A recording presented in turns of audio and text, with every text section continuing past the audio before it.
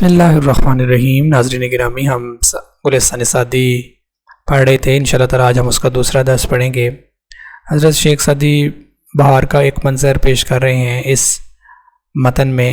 فرماتے ہیں فروش بعد صبورہ گفتے تو فرش زمردی بگسترت۔ اس نے یعنی خدا تعالیٰ نے بعد صبا کے صبح کی تازی ہوا کے فراش کو بچھانے والے کو کہا تو فرش زمردی بگسترد کہ وہ زمرد کا قالین بچھا دے، بے گسترد بچھا دے، گستردن بچھانا۔ ودعو یہ ابر بہاری را فرمود، اور بہار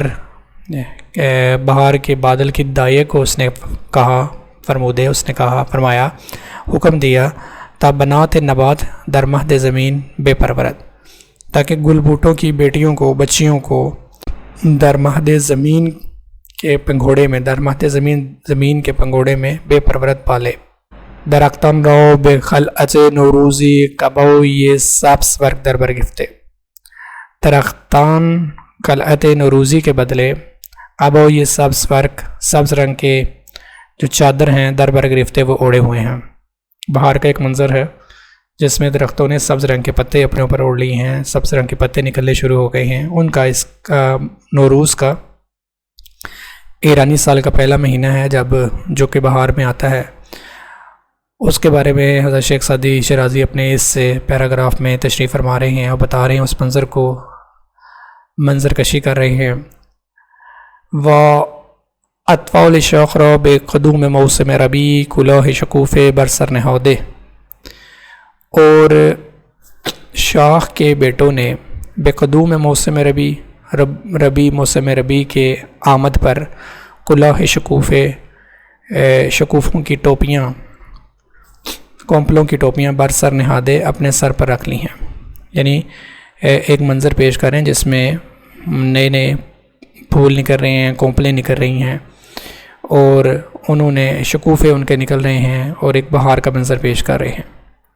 اس ساری نولی بے قدرت او شہد فائق شدے، مکھی کا رس بے قدرت او، اس کی قدرت سے یعنی خدا تعالیٰ کی قدرت سے شہد فائق شدے، ایک عمدہ اور خوبصورت اور بڑھیا قسم کا شہد شدے شہد بن گیا ہے۔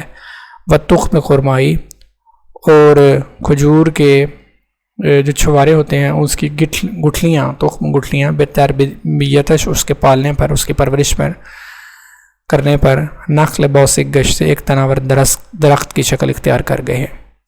تو یہ حضرت شیخ سعدی شیرازی اس میں بہار کا ایک خوبصورت منظر پیش کر رہے ہیں۔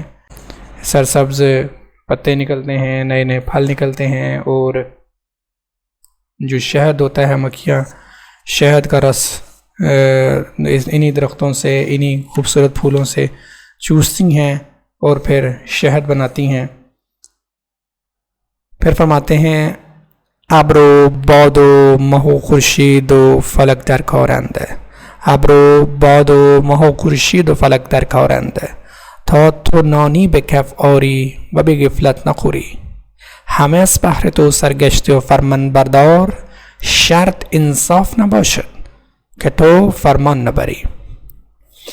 فرماتے ہیں ابر بادل و باد و ہوا، ماہ چاند خورشید سورج و فلک اور آسمان در کارن اپنے اپنے کاموں میں لگے ہوئے ہیں، وقت پر آتے ہیں، وقت پر جاتے ہیں، ہر ایک اپنے اپنے کام کو بے نحو اثر انجام دے رہا ہے۔ کس لیے؟ تھا تو نانی بے کف آری، تاکہ تو نان روزی روٹی کما سکے، وہ بے غفلت نہ خوری، اور غفلت سے اسے کھائے نہ۔ سب اپنے کاموں میں لگے ہوئے ہیں، تو سورج نکلتا ہے، صبح صبح کام پہ چلے جاتا ہے، چاند نکلتا ہے، رات ہوتی ہے تو واپس آ جاتا ہے، آرام کرتا ہے۔ ہر ایک تیرے لیے کام کر رہا ہے اس وجہ سے کہ تو آرام سے روزی روٹی کمائے اور اس کو غفلت سے نہ کھائے۔ ہمیں اس بہر تو سرگشتے و فرمان بردار، یہ سب تیری وجہ سے پریشان ہیں اور تیرے ہی تابع ہیں، تیری اطاعت کرتے ہیں۔ اب بات کیا ہے کہ شرط انصاف نہ باشد کہ تو فرمان نہ بری، یہ کوئی انصاف کی بات نہیں ہے کہ تو اللہ تعالیٰ کا حکم نہ مانے۔ جب ہر کوئی اللہ تعالیٰ کی تمام مخلوق تیرے لیے کام کر رہی ہے، تیری خدمت میں لگی ہوئی ہے، چونکہ اللہ تعالیٰ نے تجھے اشرف المخلوقات بنا کے بھیجا ہے انسان کو، تو اب یہ انصاف نہیں ہے، یہ اچھی بات نہیں ہے کہ تو خدا تعالیٰ کی باتوں کو نہ مانے اور اس کی نافرمانی کرے۔ پھر فرماتے ہیں در خبر از سرور کائنات و مفخر موجودات و رحمت عالمیان و صفوت آدمیان و تتمہ دور زمان محمد مصطفیٰ صلی اللہ علیہ وآلہ وسلم۔ فرماتے ہیں کہ روایت میں آیا ہے، حدیث میں آیا ہے از سرور کائنات کہ وہ حضور صلی اللہ علیہ وآلہ وسلم پوری دنیا کے سردار ہیں، وہ مفخر ذات و موجودات اور تمام موجودات، جتنی بھی موجودات ہیں، جتنی بھی مخلوق ہیں، ان کے لیے فخر کا باعث ہیں، وہ رحمت عالمیان اور تمام جہانوں کے لیے رحمت ہیں، وہ صفوت آدمیان اور آدمیوں کا خلاصہ ہیں، وہ تتمہ دور زمان اور زمان کو ختم کرنے والے ہیں، آخری ہیں اور اس زمانے کے آخری نبی ہیں محمد صلی اللہ علیہ وآلہ وسلم۔ پھر ان کی تعریف میں شیخ سعدی فرماتے ہیں شفیع مطاع نبی کریم قسیم جسیم نسیم وسیم۔ شفیع وہ سفارش کرنے والے ہیں، مطاع ان کی اطاعت کی گئی ہے، نبی وہ نبی ہیں، کریم وہ عطا کرنے والے ہیں، بخشنے والے ہیں، دینے والے ہیں، قسیم وہ حسین ہیں، خوبصورت ہیں، جسیم ان کا جسم بھاری ہے یعنی خوبصورت ہے، مکمل طور پہ بنا ہوا ہے، نسیم وہ پاکیزہ ہیں، خوب صاف ستھرے ہیں، نسیم صاف ستھرے ہیں، پاکیزہ ہیں، وسیم اور خوبصورت ہیں۔